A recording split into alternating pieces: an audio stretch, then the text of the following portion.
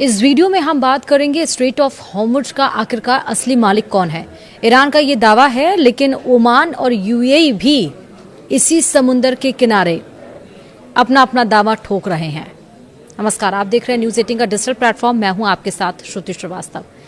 Iran ने पूरे straight of Hormuz पर दावा ठोक दिया है और अब तो वहां से निकलने वाले जहाजों से टोल वसूलने का भी ऐलान कर चुका है। ऐसे में आपके मन में भी ये सवाल होगा कि आखिर समंदर में ईरान की सीमा कहां तक है, क्योंकि स्ट्रेट ऑफ हॉर्मुज में समंदर के एक ओर ईरान है तो दूसरी ओर दक्षिण में ओमान और यूएई है।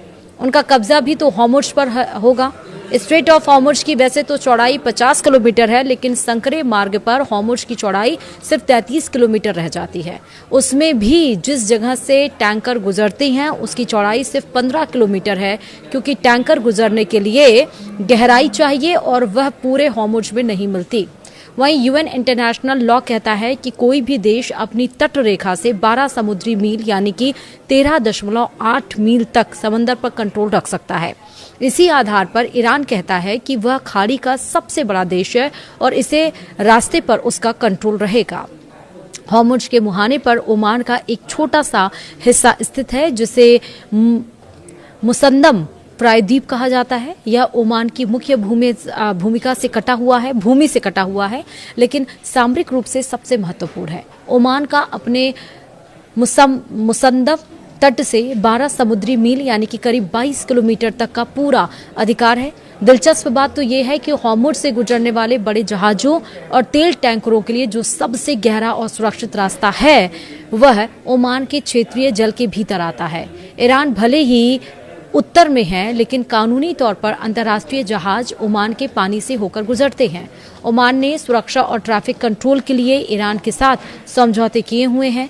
यूएई का तट सीधे तौर पर हॉर्मुज के सबसे संकरे हिस्से को नहीं छूता, लेकिन उसकी समुद्री सीमा ओमान और ईरान के साथ मिलती है। वहीं यूएई का भी अपने तट से 12 समुद्री मील तक संप्रभु अधिकार है। यूएई और ईरान के बीच अबू मूसा, ग्रेटर टुनब और लेसर टुनब द्वीपों को लेकर दशकों पुराना विवाद है। ये द्वीप वर्तमान में ईरान के कब्जे में है, लेकिन यूएई इन पर अपना अधिकार जताता है। यदि ये द्वीप यूएई के पास होते तो हॉर्मुज पर यूएई का समुद्री दावा और प्रभाव बहुत बढ़ जाता। वर्तमान में यूएई की सीमा ईरान के साथ समुद्र के बीचों बीच से तय होती है। चूंकि ईरान और ओमान के बीच की कुल दूरी कई जगहों पर 24 समुद्री मील यानी कि 12 + 12 से कम है, लेकिन इसीलिए यहाँ मीडियन लाइन का सिद्धांत लागू होता है। इसका मतलब है कि समंदर के बीचों बीच एक रेखा खींच दी गई है और इसके उत्तर का हिस्सा ईरान का है और दक्षिण का हिस्सा ओमान का है। दोनों देश अपने अपने हिस्से में संसाधनों का दोहन कर सकते हैं, लेकिन वे अंतर्राष्ट्रीय जहाजों को गुजरने से नहीं रोक सकते, क्योंकि यह एक इंटरनेशनल स्ट्रेट है। सीधे तौर पर देखें तो स्ट्रेट ऑफ हॉर्मुज पर ईरान का पूरा अधिकार तो कतई नहीं है। इस रास्ते पर जितना ईरान का हक है उतना ही यूएई, बहरीन, ओमान का भी है। इसलिए एक मीडियन लाइन खींची गई है और उसी के आधार पर अब तक कंट्रोल था, लेकिन अब ईरान पूरे इलाके पर कब्जा जता रहा है। असली लड़ाई यही फंसी हुई है।